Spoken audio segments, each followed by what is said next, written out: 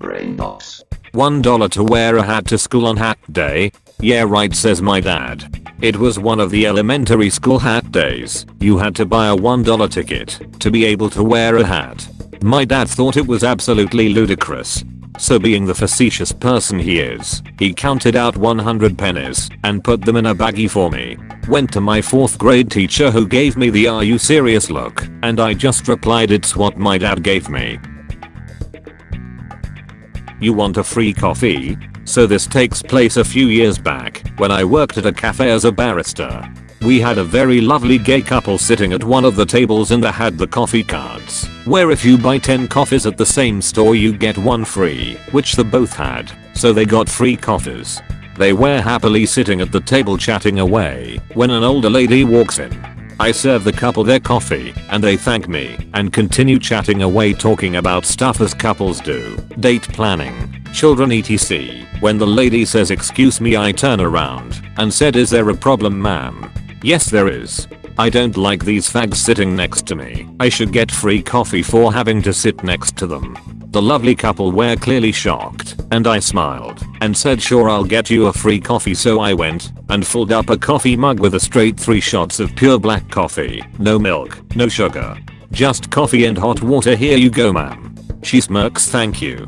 Takes a huge sip and spits it out. "What is this? Why is it so bitter? That's your free coffee. You didn't specify if you wanted milk in it, and I don't know if you can drink milk or have soy or almonds, so I thought it was safer to not use any milk at all." She stormed out of the cafe and the couple were laughing and thanked me for deal with homophobia and tipped me. TL. Dr. Old Lady was being a homophobic hag and wanted free coffee, so I gave her black coffee and she didn't like it and left. Teacher tells me she doesn't want to see my mouth move. She doesn't. Now, this teacher isn't the nicest person in the world. She will keep the whole class in for one person's mistake. She blames people for not knowing the answers. She doesn't teach the lesson. So I had pretty much no problem doing what I did today. The funniest thing is that she is a R.E. religious education teacher and she can't even be a good person. Introducing the cast. Me friend, F-hated teacher, height. So it's the start of class and I'm in a mood already because I've been dragged out of my favorite class to come here with the most annoying teacher ever. She was originally a substitute teacher, but she randomly became our actual teacher.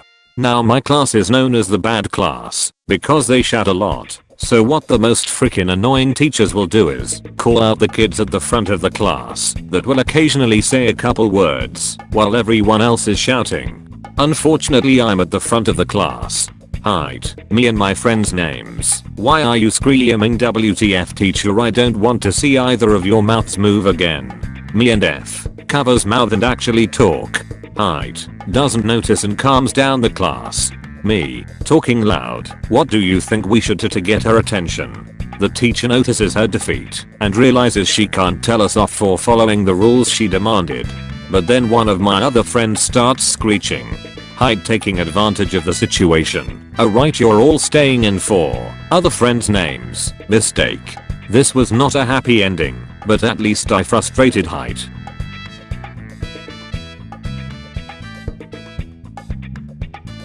Gonna need a bib for that one.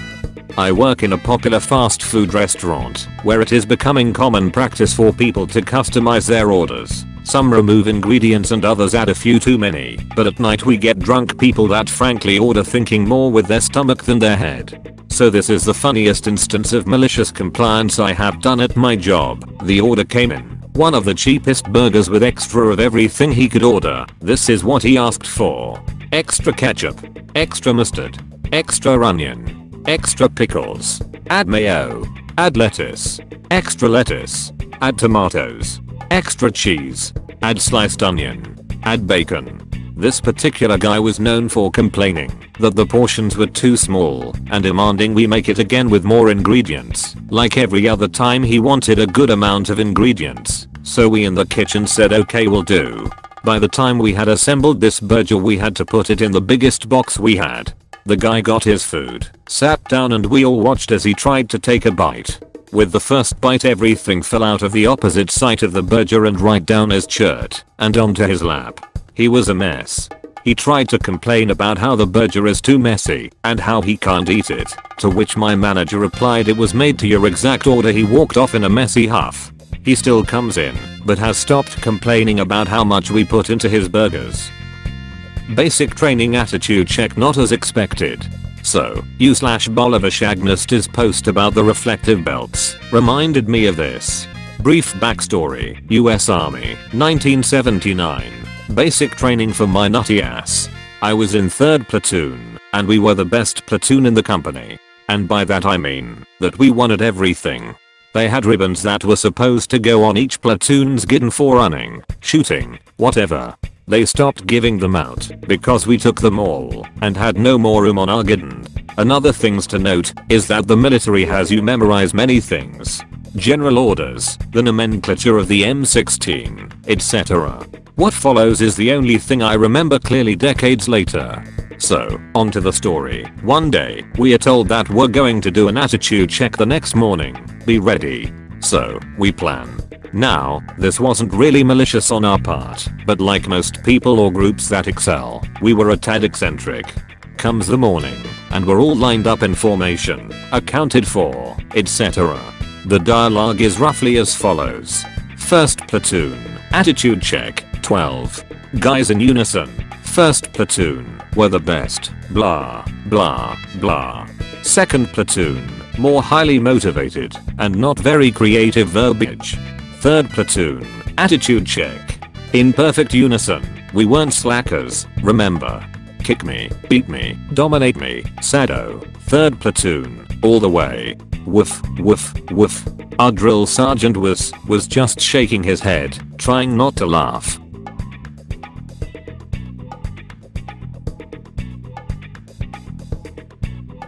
Demand that we start on time and lock the door. Okay. A few years ago, I became addicted to opiates after a painful dental procedure. My life was clearly spiraling out of control, and after a frank discussion with my primary care doctor, I was referred to the local Suboxone clinic for treatment.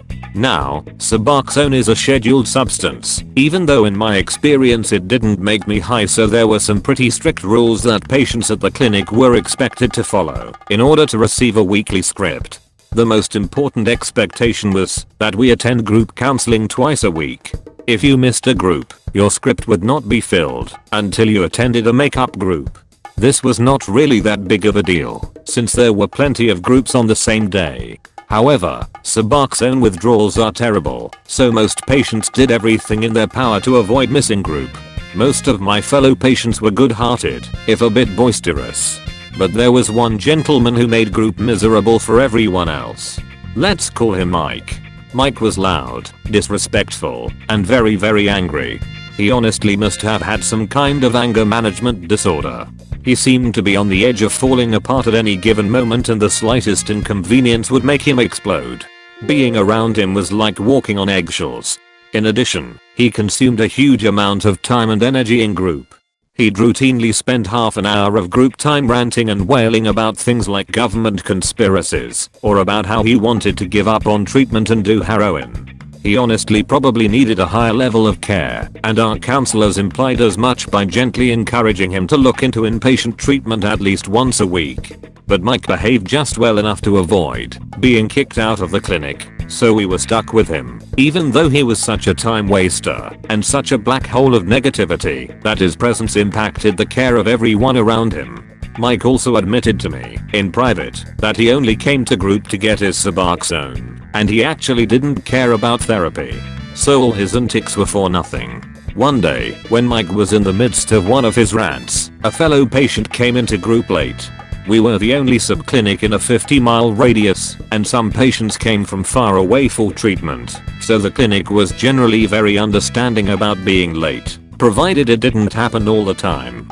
Mike had never expressed displeasure about people being late before. In fact, he was often late himself, despite living just down the road, but that day, he snapped.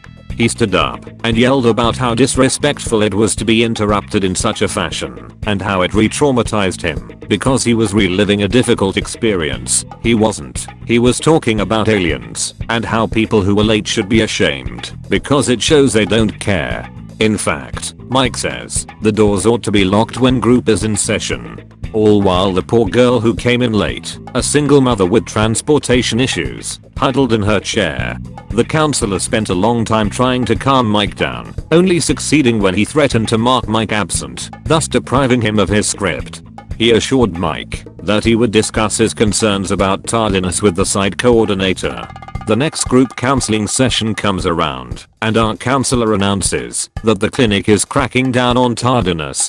Patients would be given a 10-minute grace period to arrive after group begins. Then the doors would be locked, per Mike's suggestion. Anyone later than 10 minutes would be required to spend a makeup group if they wanted their script. Mike was positively beaming with pride at the changes his like meltdown had wrought. But, as I said, Mike was often late himself. I don't think he fully grasped the implications of this new policy. And it came back to bite him just a week later. We all dutifully did our P-tests and filed into the room. Everyone, that is, except for Mike. Maybe it's my imagination, but I swear I saw the counselor glancing at the clock more than usual. At 10 minutes past on the dot, he radioed the receptionist and asked her to lock the door. She must have been in on it, because not only did she lock the group room, she locked the front door to the entire clinic. She then joined us for group, which was nice, because she was really sweet and in recovery herself. The lobby was empty. About 2 minutes after the clinic was locked, we heard pounding on the front door, then a voice shouting. It was a bit faint, but clearly Mike's. We tried to stifle our giggles. Sounds like Mike is running a bit behind, the counselor says. You don't want to re-traumatize anyone, a patient responds. The room burst into laughter. Group continued as usual, with everyone sharing their struggles and victories for the week, all while Mike's pounding and shouting became more and more frantic. The receptionist openly wondered if he was going to break down the door and whether she should call security when the pounding came to an abrupt stop. I expected to encounter an enraged Mike upon making my way to the lobby, but there was no one there. He had vanished. I made a swift exit in case he came back. None of us ever saw Mike again. Apparently, he had decided that instead of simply attending a later group, a more reasonable course of action was to call the clinic the following day and threaten kill them all if they didn't fill his script. You know, as you do. He was obviously arrested, and to my knowledge, no one ever heard from him again. Group was much nicer without him. But I hope Mike eventually got the help he needed. What's funny is that about a month after the new late policy was enacted, the site coordinator put a stop to it, saying that it went against the clinic's open door ethos. Instead, patients were expected to be present for at least half of group time to receive credit. So in essence, Mike created a new rule, got shafted by it, then they cancelled it. That's not even the craziest thing that happened in the 2 years I went to that clinic, but it is, perhaps, the most poetic.